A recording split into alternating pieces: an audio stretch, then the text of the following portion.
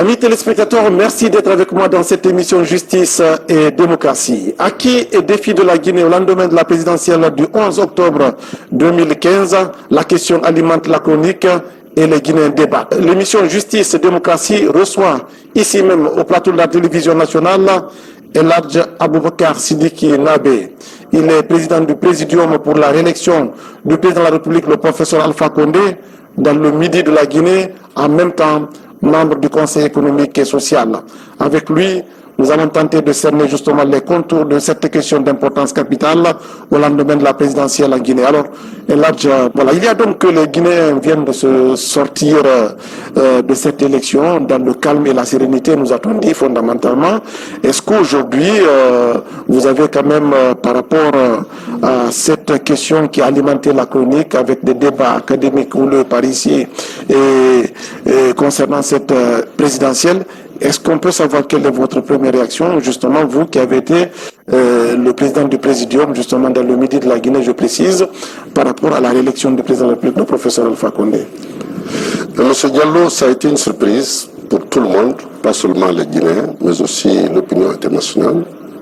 Et que la Guinée, qui vient de commencer, les gens pensaient, par exemple, qu'il va y avoir des troubles au lendemain des élections avec... nous avons vu une campagne qui, les gens ne croyaient pas. On était en campagne quand nous prenons 2010 et 2015, nous verrons qu'il n'y avait même pas de campagne, alors que la campagne se passait en bonne et due forme. Je remercie non seulement tous les Guinéens, mais plus particulièrement Dabola. La population de Dabola, les gens pensaient d'abord que à Dabola il y allait avoir un échec, parce que Dabola n'avait jamais voté RPG. Mais quand je suis venu, j'ai pensé que ce que j'ai d'abord fait, c'est d'écouter les gens. J'ai été patient, j'ai compris quel était le problème des politiciens. Parce que moi, je suis opérateur économique. On reviendra sur le cas spécifique de Dabola. Je suis d'abord sur le plan d'ensemble. Quel est votre sentiment? Le plan d'ensemble, c'est la satisfaction totale. Bien. Non seulement les Guinéens, mais aussi l'opinion internationale, vu comment les Guinéens... Les élections ont été apaisées. Effectivement. Et cela, est-ce que cela veut dire qu'il y a une avancée? Et selon vous, vous qui êtes sur le terrain, qui faites de la politique, vous pensez qu'il y a eu un travail de fond? Qu'est-ce qui explique justement cette évolution de la perception, n'est-ce pas, dans la mentalité, dans le comportement des Guinéens?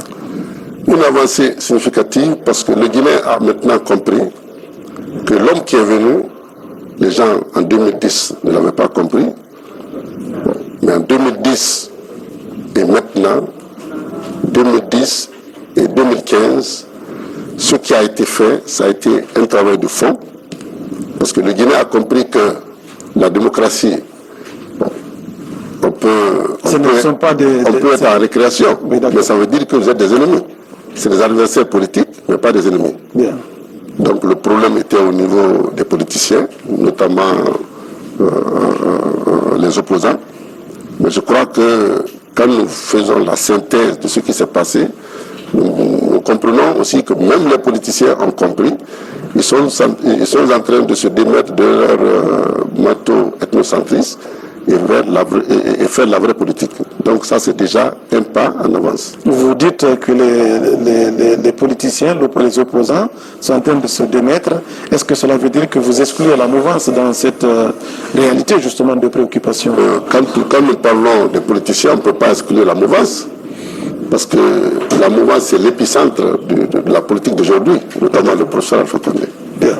Alors, est-ce que cela veut dire que les institutions ont fonctionné? Parce que nous avons quand même aujourd'hui une Assemblée nationale, nous avons d'autres institutions qui fonctionnent, le gouvernement y a travaillé, parce que je me suis dit fondamentalement que cette évolution au niveau de la perception de la démocratie, au niveau des Guinéens, le fait qu'on se soit sorti justement de ces élections sans heure, est le résultat d'un travail d'ensemble. Et à quel niveau, justement, se situe ce travail, selon vous, M. Eladj Nabé?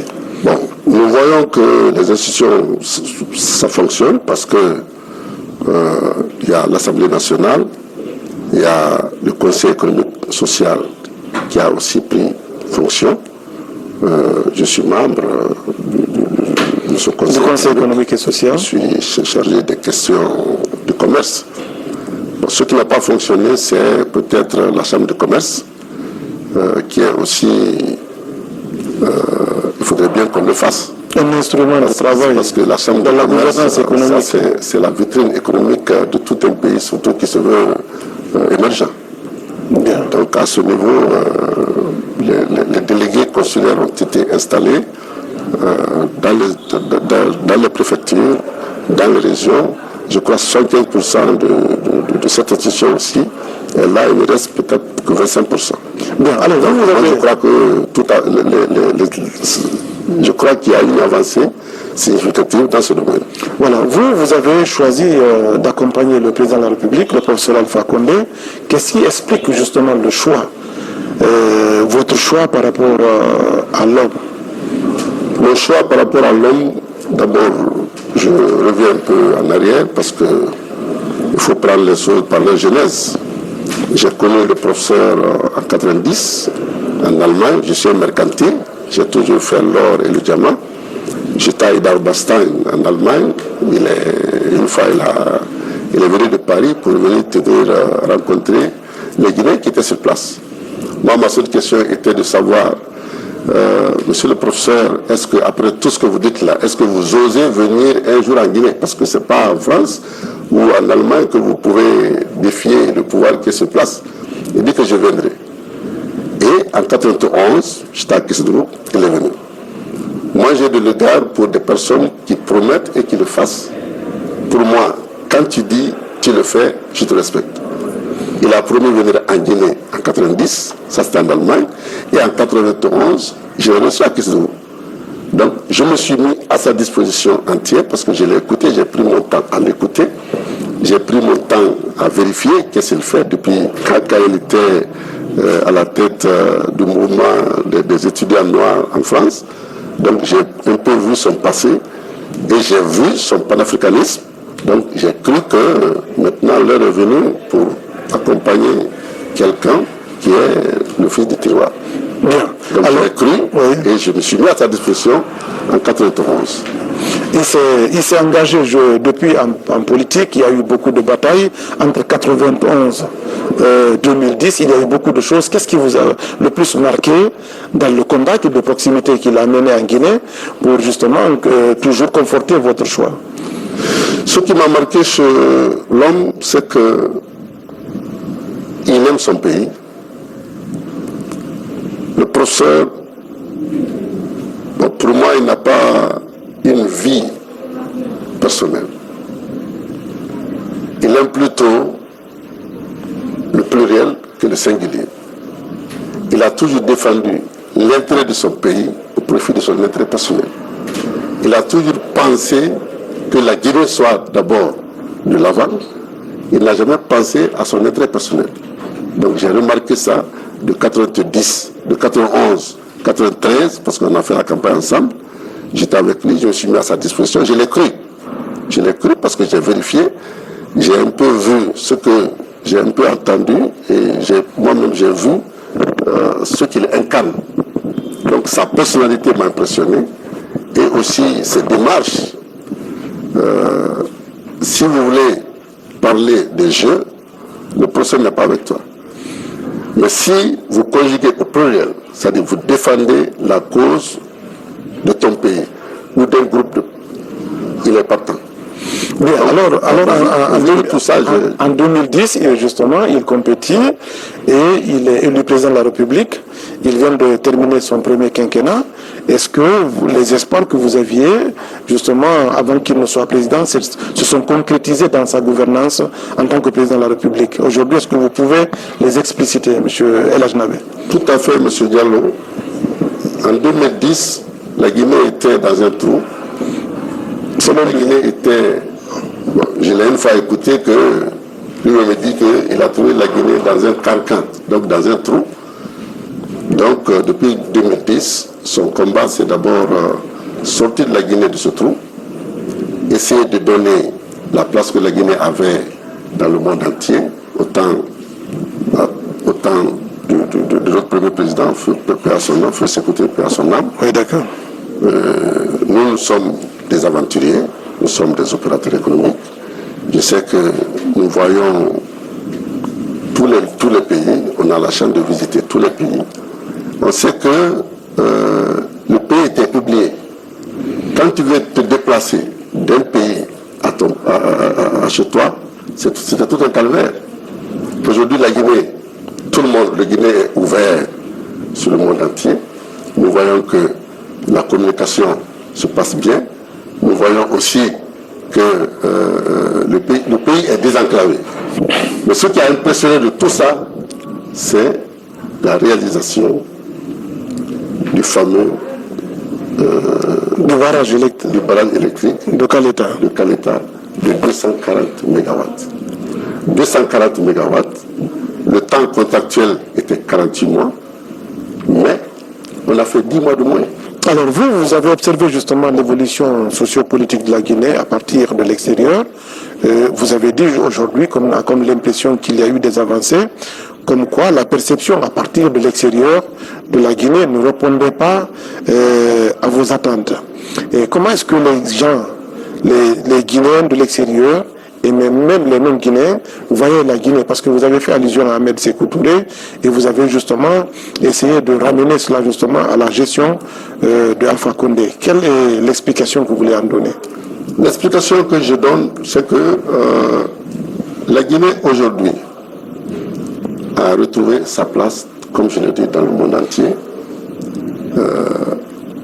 dans le cadre du développement de ce pays. On est en train de voir, parce que tout développement, il y a des bases.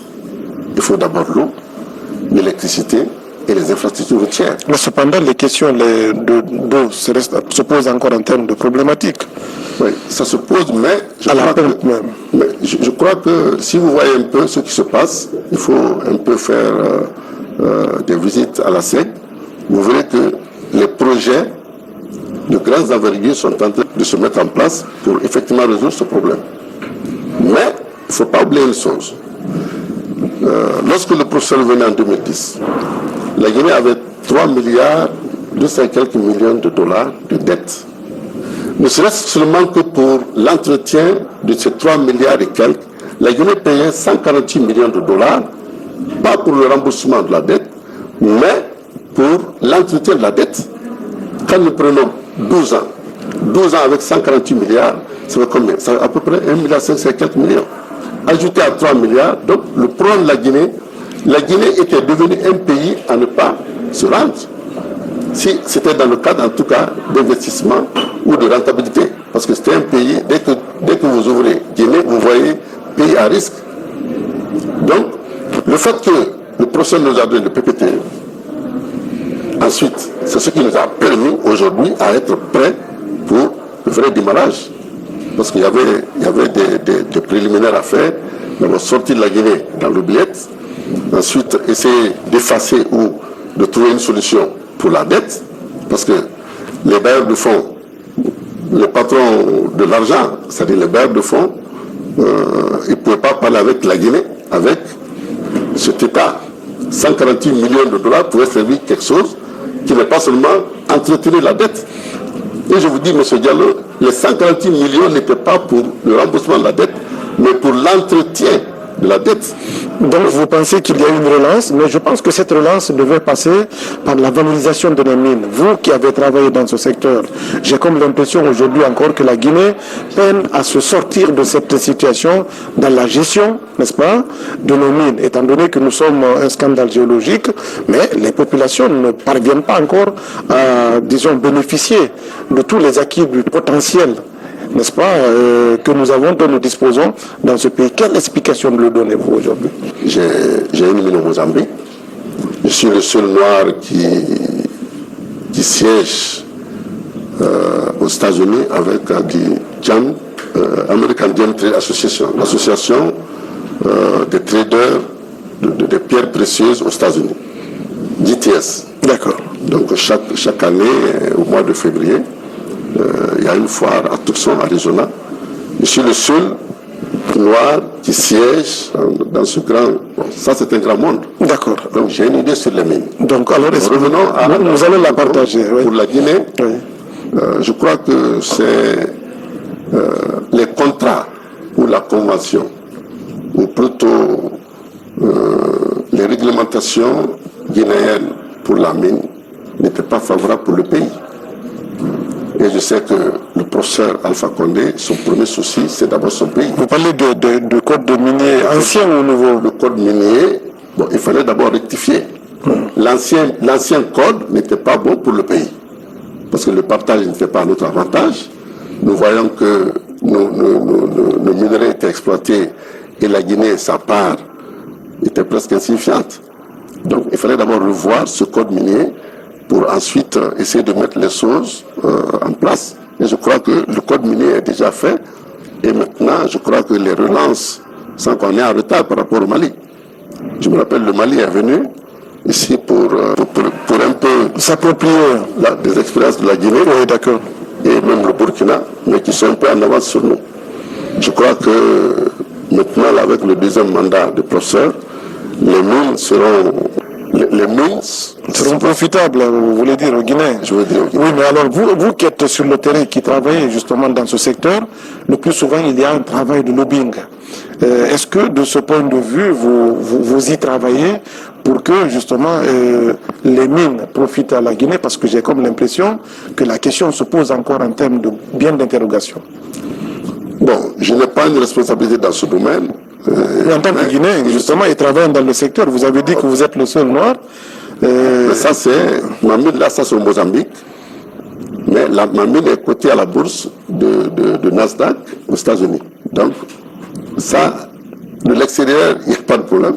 Mais ici, bon, je n'ai pas de responsabilité, mais ce que je peux dire est que je crois que le ministère des Mines est en train de mettre tout en œuvre pour essayer d'améliorer ce secteur, parce que ce secteur-là représente, je crois, plus de 80% du BIP du pays. Voilà, justement, les mines, mais aussi la cohésion sociale. Vous avez parlé des acquis, n'est-ce pas, de la gouvernance du président de la République pendant son premier quinquennat. Aujourd'hui, on a comme l'impression effectivement que la question de la communautarisation du débat politique reste une préoccupation. Est-ce que vous qui travaillez au Conseil économique et social, vous en faites une préoccupation? Nous en faisons une préoccupation parce que la cohésion sociale, je crois que c'est la chose la plus précieuse pour un pays, notamment le nôtre. Il faut tenir compte de toutes les couches sociales. Il ne faut pas... Bon, je crois que le problème est en train de se régler. Parce que quand nous voyons en 2010 la tension qui accompagnait la politique et les politiciens en 2010, ça n'a pas été le cas en 2015. Donc l'homme guinéen commence à comprendre parce que tous les problèmes c'était la tête. Si maintenant la tête a compris, je crois que ça va se répercuter sur la population. Voilà, je prends par exemple Dabola qui est une région cosmopolitique. Et à Dabola, ce qu'on a fait, il y avait la cohésion sociale. Les gens se sont acceptés. Je suis de Oulada. Bon, quand nous prenons Oulada, par exemple, on nous appelle là-bas les Foutamalékés. Et les gens de Dabola, on les appelle les Malékés, les Peuls du Manding. Donc, chez nous, il y a 3 ou 4 siècles de cohabitation. Il n'y a pas une famille dans le Oulada, là où tu ne trouves pas une grand-mère Peul ou une mère Peul. C'est pas possible. Donc, ça veut dire que toute la Guinée doit prendre l'exemple à Dabola pour un peu travailler sur cette question qui est la cohésion sociale.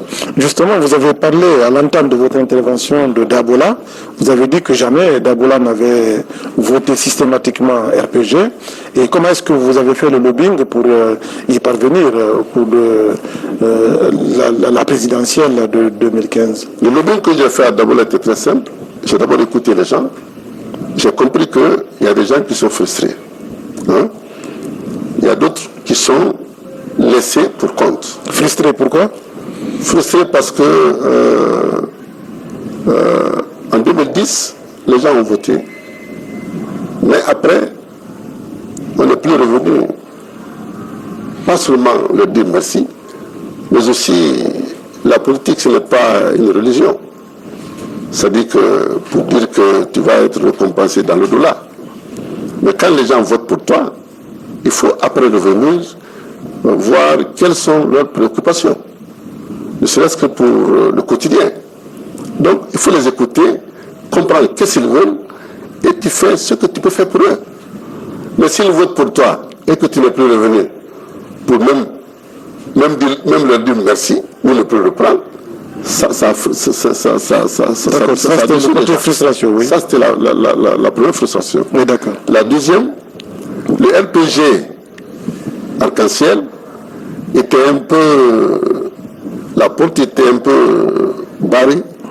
Il y a des gens qui étaient dans l'IFDG, ils veulent venir, parce qu'ils ont compris que la gouvernance du président, le programme du professeur est tout à fait accepté par eux. Mais il faut que la base les accepte. Donc ces gens-là étaient là. Il faut qu'on leur dise, venez. Et s'ils viennent, il ne faut pas qu'on les refute. Donc il y avait les gens qui étaient un peu là. Bon. Ils veulent venir, ils ont compris que c'est la bonne direction. Mais il faudrait bien que quelqu'un vienne pour leur dire quel est votre problème. Et que tu tiennes un peu les promesses que tu peux faire pour eux. Donc d'autres disent, monsieur Nabé, nous voulons venir, mais nous voulons participer à la base. Dire, bon, je veux qu'on oublie tout d'abord, essayer de nous occuper de l'essentiel. Ça, c'est l'élection du professeur, la réélection du professeur. Et après, on va voir les problèmes qui sont là. Je suis sûr que c'est quelqu'un qui a le souci, il écoute tout le monde. Donc, son souci, c'est que le RPG arc-en-ciel ne soit pas un parti qui parle avec son chef, non, mais un parti qui s'implante. Donc son souci, c'est ça. Qui se pérennise. Et les gens qui ne sont pas pour l'acceptation ont tort. Donc ils ont cru à ce que je leur ai dit. Ils ont cru qu'après les élections, les petits problèmes qui sont là, bien que je sois politicien, je pourrais m'occuper de ça. Et ils m'ont cru et j'ai adhéré. Et vous avez essayé de voir... Et vous avez mis combien dans la campagne? Vous avez mis combien dans la campagne pour les amener à adhérer? Bon, M. Diallo, je crois que l'argent est important, mais ce n'est pas l'argent qui est la déterminante. Bien. On m'a accusé que j'ai donné 30 millions de francs guinéens pour le bureau. 30 millions de francs guinéens pour le bureau à Daboula. J'ai dit, mais 30 millions, il y avait 256 bureaux de vote. Si quelqu'un donne 30 millions pour ça, ça veut dire que c'est pas vrai ce que vous dites. Même si je reste clair, c'est que les gens, ils ont compris que je m'intéresse à eux. Je les ai invités à venir. Je suis allé leur voir. J'ai fait le lobbying, la sensibilisation de porte à porte. Oui, d'accord. J'ai expliqué le programme du professeur.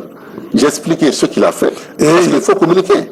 Et vous avez fait du succès. Alors, il n'y a qu'aucune œuvre humaine n'est parfaite. Oui.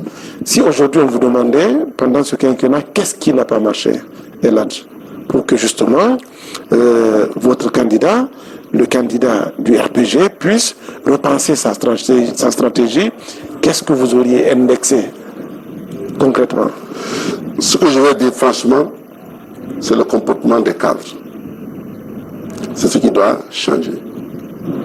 Moi, je sais que le professeur, ce qui a été fait de 2010 à maintenant, ne devrait être 3 fois plus que ça, si vraiment les cadres qui ont été choisis par le professeur l'ont honnêtement et sincèrement accompagné. Donc vous pensez qu'il y a une insuffisance dans la participation du gouvernement, en fait, vous mettez le gouvernement en cause. Oui.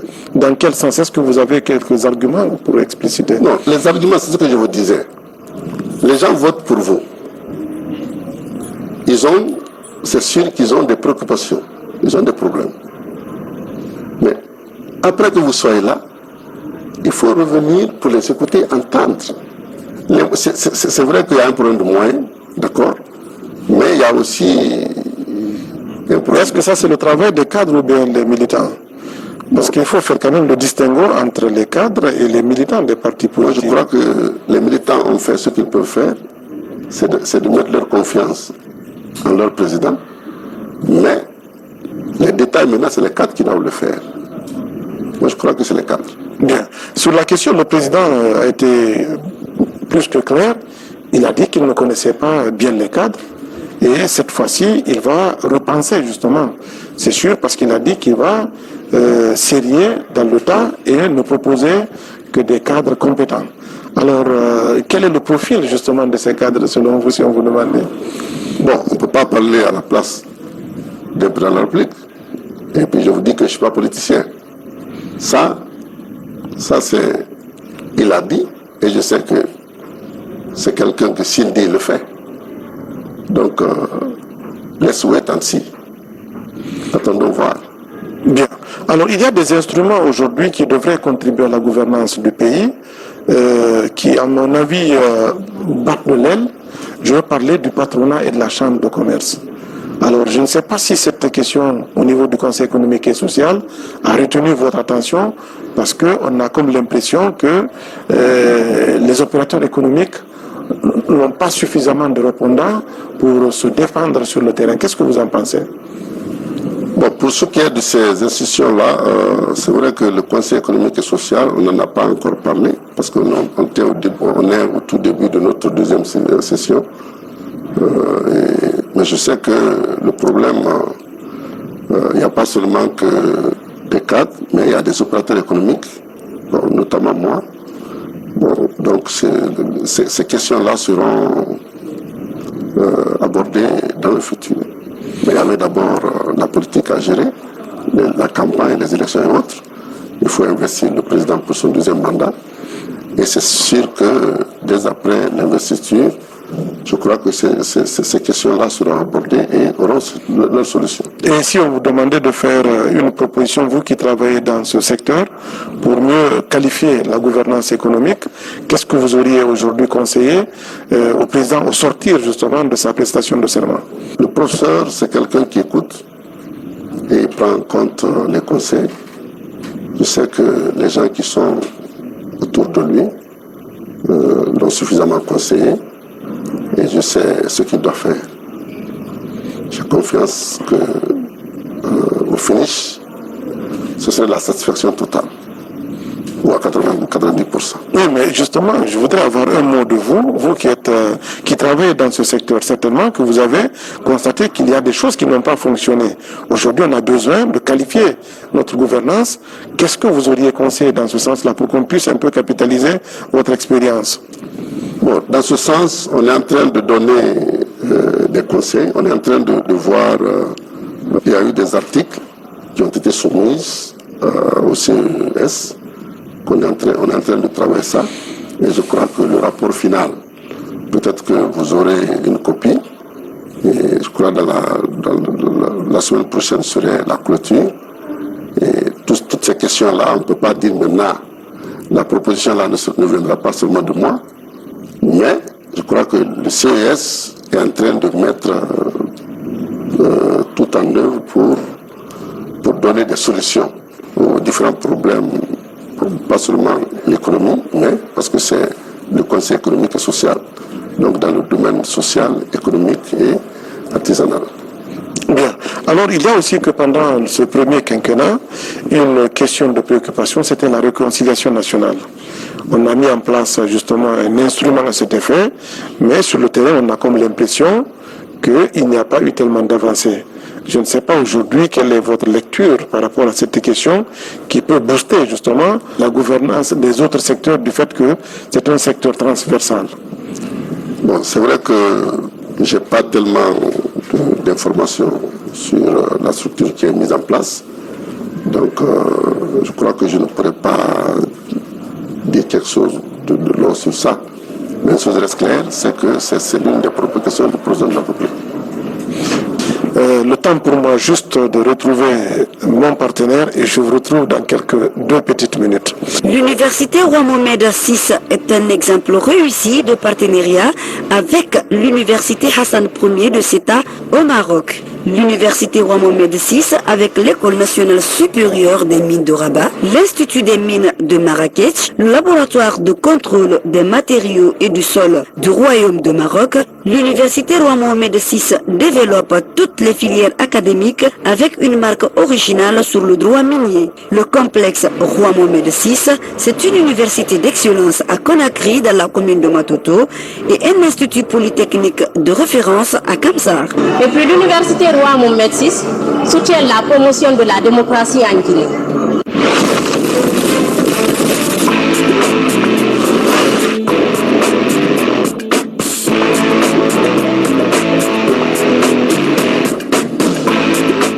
Alors, Monsieur Navé, il y a aussi donc cette gouvernance, la question des droits de l'homme.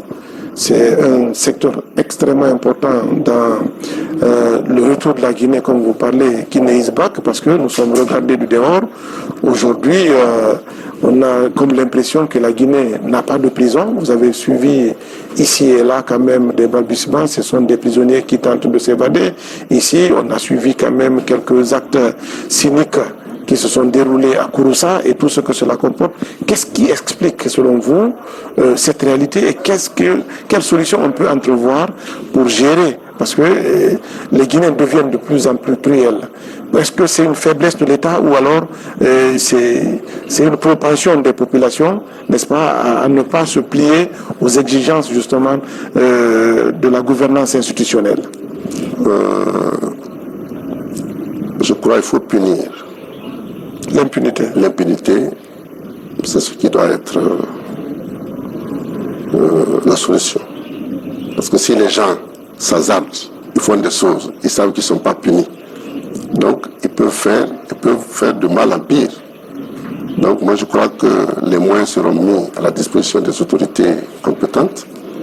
Je crois, pour ce qui est du cas de la prison et Touba, par exemple, et aussi le cas de Kouroussa. Oui, le président a pris des actes, ça vous rassure? Ça me rassure. En quoi? Les gens maintenant savent qu'on ne peut pas se permettre. Si tu dois faire ce que tu dois faire, tu ne fais pas ce que tu dois faire, tu dois quitter et donner la place à ceux qui doivent faire et ceux qui peuvent faire. Moi, je crois que les dernières réactions rassurent la population. Bien. Et le président a dit qu'il a été élu par la base, et ce qui lui donne la liberté d'action cette fois, parce qu'il se dit justement en marge de tous les aléas des alliances. Aujourd'hui, qu'est-ce que vous l'invitez à poser comme acte dans le sens de la consolidation de la gouvernance juridique pour lutter contre l'impunité? Mais une chose reste claire, c'est que le président a été élu par la base. Je crois qu'il a fait toutes les sous-préfectures de la Guinée. Du jamais fait. Toutes les sous-préfectures. Donc, il a eu le temps d'écouter le bas peuple. C'est ce que Obama disait, from Wall Street to Down Street. Wall Street, Down Street. Obama s'est plutôt intéressé, au lieu de t'intéresser au mercantile, il s'est plutôt intéressé au bas peuple. Donc c'est ce que le professeur a fait. Il a fait toutes les sous-préfectures, les districts de la Guinée, qu'aucun président n'a fait. Donc si les gens de la base, s'il dit qu'il a été élu de la base, bon, je crois que c'est la raison. Parce qu'il est venu s'imprégner des actualités, c'est ce que je disais tout à l'heure. Le bas peuple, c'est le noyau de toute société.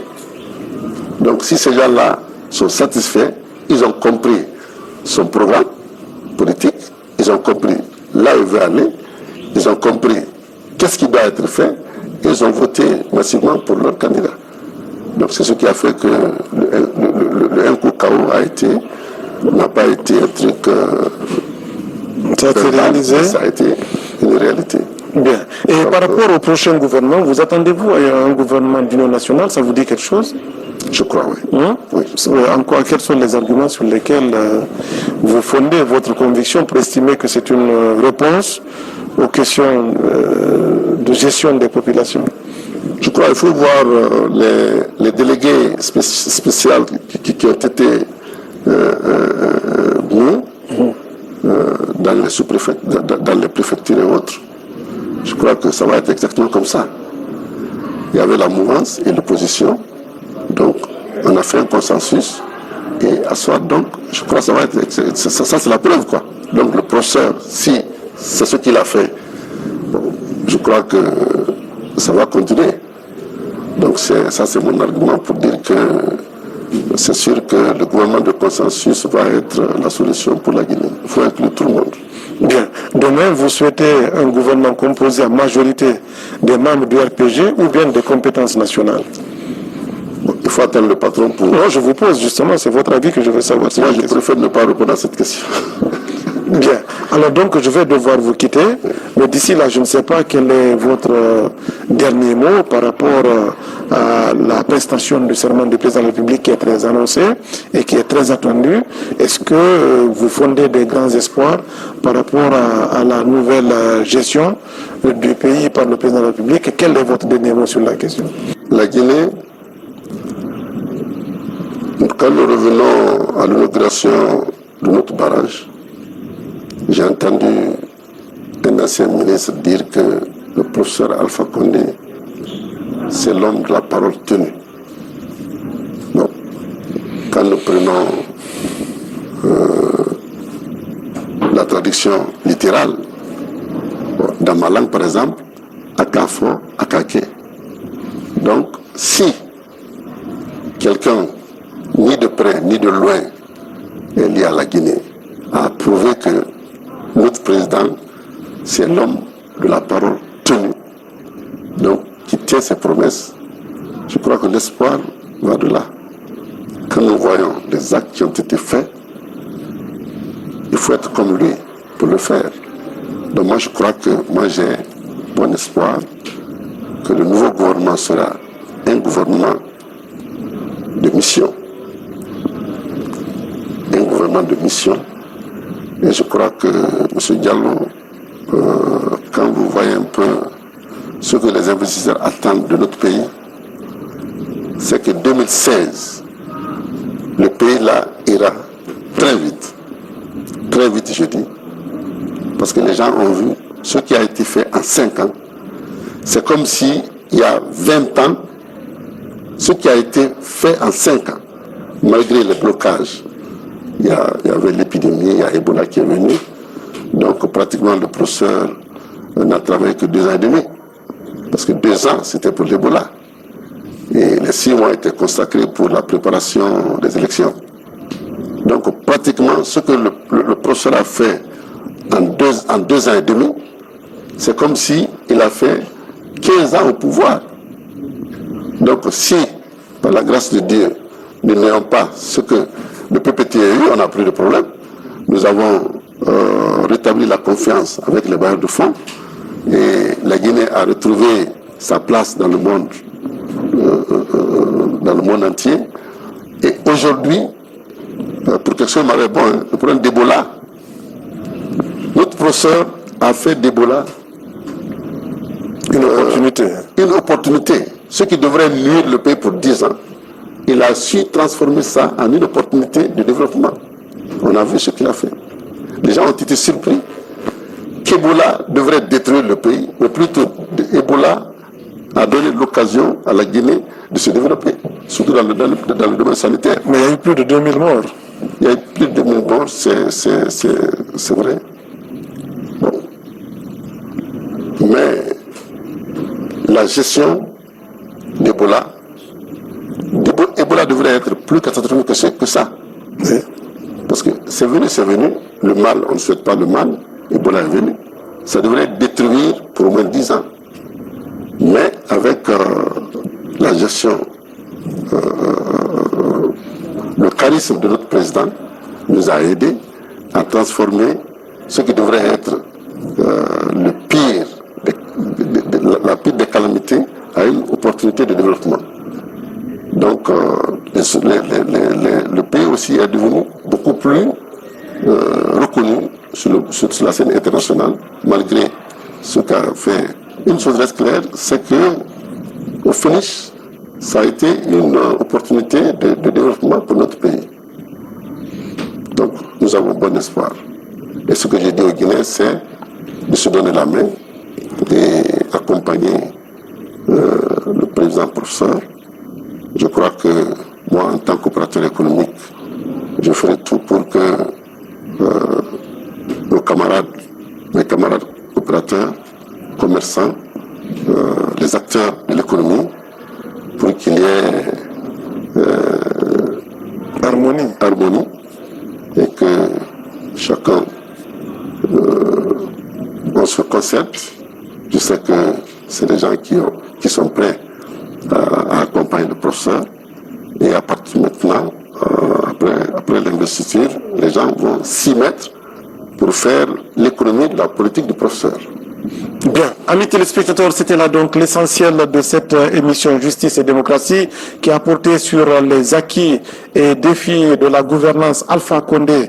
Justement, nous sommes revenus sur le premier quinquennat et là, nous avons jeté justement des projections par rapport au deuxième quinquennat du professeur sorti justement de cette présidentielle. J'avais reçu ici même au plateau de la télévision nationale El Hadj Abakar Sidiki Nabé.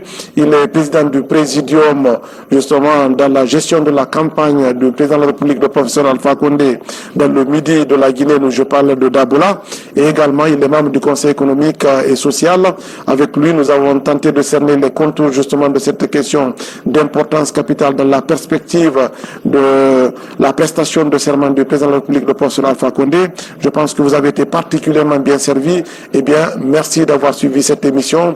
Justice et démocratie vous a été proposée par Abdoulaye Djibril Diallo et on se retrouve la semaine prochaine et à très vite.